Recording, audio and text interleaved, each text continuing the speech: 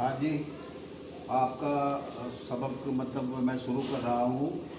और आज का सबक है सबक नंबर 22। और सबक का नाम है एक मुकालमा। और मुकालमा कहते हैं सवाल जवाब को, जिसमें मतलब एक शख्स या एक कोई भी एक सवाल करता है और दूसरा जवाब देता है, चाहे वो सवाल या जवाब छोटे या बड़े हों, तो उसको मुकालमा कहा जाता है। और ये जैसे किसी टॉपिक के ऊपर सवाल और जवाब होते हैं, उसको मुकालमा कहते हैं। तो इसमें क्या है, सबसे पहला ये है कि अच्छे गाने वाले के लिए क्या बातें ज़रूरी हैं। इस सबक का पहला सवाल इसमें है एक मोहन साहब है और दूसरे महमूद साहब है। तो मोहन साहब कह रहे हैं कि आइए महमूद साहब, कहाँ देर हो गई। तो महमूद साहब जवाब दे रहे हैं कि साहब देर कहाँ होती, अपना स्कूटर मुरम्मत को दे रखा है ना। तो आज कल बेबसी है। पार्लियामेंट बस स्टॉप पर ठीक 5:30 बजे पहुंचा था। हिसाब लगा लो क्या बजा है अब 7:30। पार्लियामेंट से यहाँ कश्मीरी गेट तक मुश्किल से 40 मिनट का रास्ता है।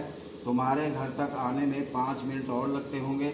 इसका मतलब हुआ पूरे 1.25 घंटे बस का इंतज़ार करना पड़ा। हाँ, 5 मिनट रेडियो स्टेशन पर भी बस रुकी रही। इंजन में कुछ खराबी थी। 1 घंटा 10 मिनट बर्बाद हो गए। अब मोहन साहब कह रहे हैं कि बर्बादी का ख्याल छोड़ो, आराम से बैठो और ये ताज़ा हलवा सोहन खाओ। तुम्हारे रेडियो स्टेशन का जिक्र करने पर याद आया, कल रात उर्दू प्रोग्राम सुना था। तो महमूद साहब बता रहे हैं कि हाँ सुना था। गालिब की गज़ल गाई जा रही थी। गालिब जो है ये एक पुराने ज़माने में, यानी कुछ साल पहले एक मिर्ज़ा गालिब करके एक बहुत बड़े शायर हुए हैं।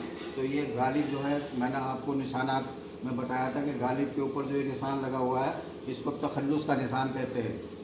तो यानी ये मतलब एक किसी शायर के बारे में बताया गया यहाँ पर। ये यानी हाँ सुना था, गालिब की गज़ल गाई जा रही थी। ये ना थी हमारी किस्मत के विशाल यार होता, अगर और जीते रहते यही इंतज़ार होता।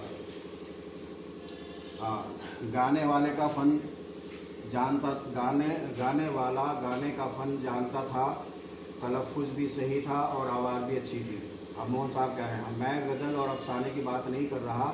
तकरीर कैसी लगी, किसकी तकरीर थी भला। महमूद, मुझे तो अच्छी नहीं लगी।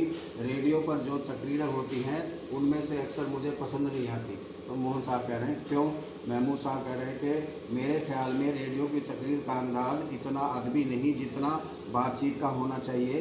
कोशिश ये होनी चाहिए कि रेडियो के सुनने वाले ये समझें कि कोई शख्स सामने बैठा हुआ कोई खबर या अपना ख्याल पेश कर रहा है।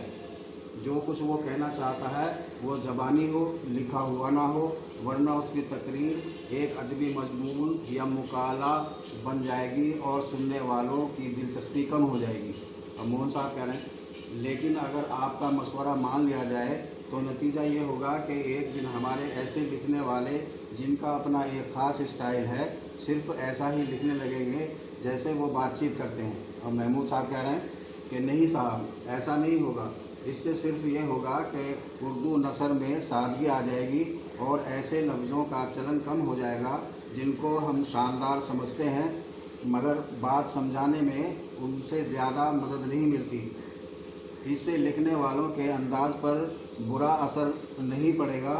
शायद आप भूल जाते हैं कि लिखने में जो खुशी होती है वो असल में अपना ख्याल दूसरे तक पहुंचाने की होती है।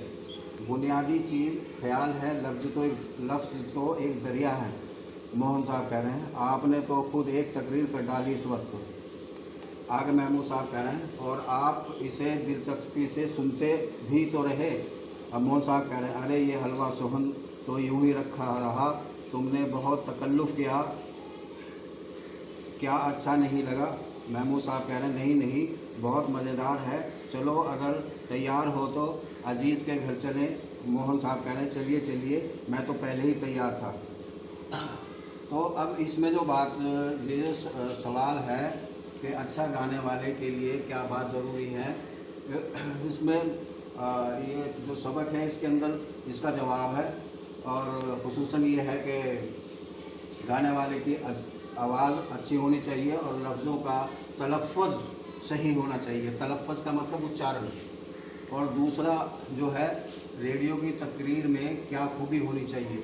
रेडियो की तकरीर जो है वो ये मतलब उसकी खूबी ये हो कि मतलब जो भी वो कुछ वहाँ पर बोला जा रहा है, सुनाया जा रहा है, वो लिखा हुआ ना हो, बल्कि वो शख्स खुद अपने तौर पर अपने ख्यालात पेश करे।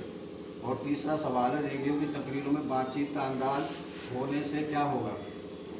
तो इसका जवाब, इसका मतलब ये है कि जो शख्स तकरीर कर रहा है तो वो अगर उसके पास कुछ लिखा हुआ है तो उस पर उस आदमी के बोलने का अंदाज बिल्कुल मुख्तलिफ होगा अगर वो अपने तौर पर अपने ख्याल या अपने अल्फाज इस्तेमाल करे तो वो तकरीर का अंदाज अच्छा होता है। अब आगे चलते हैं। इसमें इस सबक के अंदर कुछ अल्फाज हैं जो इसमें दिए गए हैं, यानी एक तरह से कह लो कि ये मुश्किल अल्फाज हैं, जबकि है नहीं। ये पहला अल्फाज है यहाँ पर असल। पहला अल्फाज है असल, यानी असली, रियल। और अक्सर का मतलब है बाई चांस। इंतज़ार का मतलब है वेट। और आवाज़, जैसे हम कहते हैं आवाज़ वेरी वाइस। और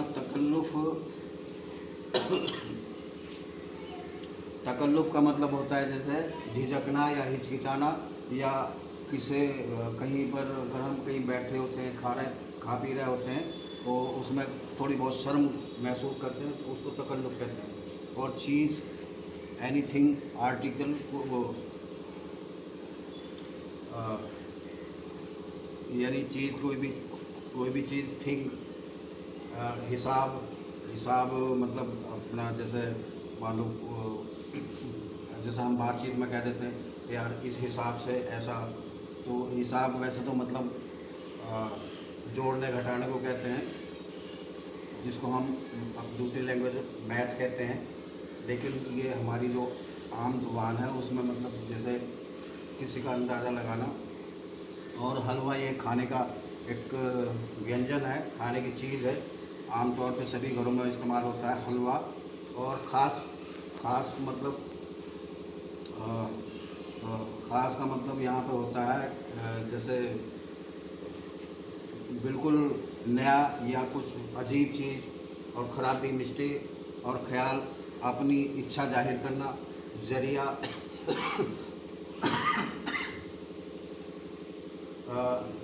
ज़रिया मतलब कोई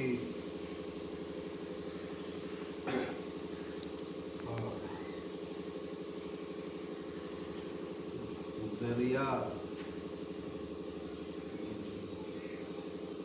अगला हरूफ है ज़िक्र, जैसे मतलब जिक्र करना, किसी बारे में बातचीत करना। और ज़बानी का मतलब बग़ैर देखे अपने जहन में मतलब याद रखना, उसको ज़बानी कहते हैं। और साहब, मिस्टर, किसी भी मतलब अपने बराबर के या अपने से ज़्यादा पढ़े लिखे या किसी भी अच्छे हैंडसम पढ़े लिखे इंसान को साहब कहते हैं। और सिर्फ कहते हैं कुछ को। और ये गालिब अल्फाज जो है ये वही है जिसके बारे में मैंने अभी पीछे बताया, मिर्ज़ा गालिब। तो ये गालिब जो है मिर्ज़ा साहब का तखल्लुस था, क्योंकि वो शायर थे। और गज़ल कहते हैं एक तरह की शायरी होती है जिसको हम नज़म भी कहते हैं। नज़म और गज़ल में थोड़ा फ़र्क होता है वैसे। यानी ये दोनों चीज़ तरन्नुम में गाई जाती हैं, नज़म और गज़ल, उसको गज़ल कहते हैं। और किस्मत, अपना लक। और मज़ा, टेस्ट, मुश्किल, परेशानी, मशवरा, राय। और मज़मून मतलब कोई टॉपिक, जैसे हमने सबक पढ़े हैं, ये जैसे दशरथ का पाप या पाँव या जूता, तो ये मज़मून हो गया। और मतलब जो जैसे मैं आपको समझा रहा हूँ मतलब। और विशाल के दो मतलब होते हैं, वसाल मुलाकात को भी कहते हैं और विशाल बिछड़ने को भी कहते हैं।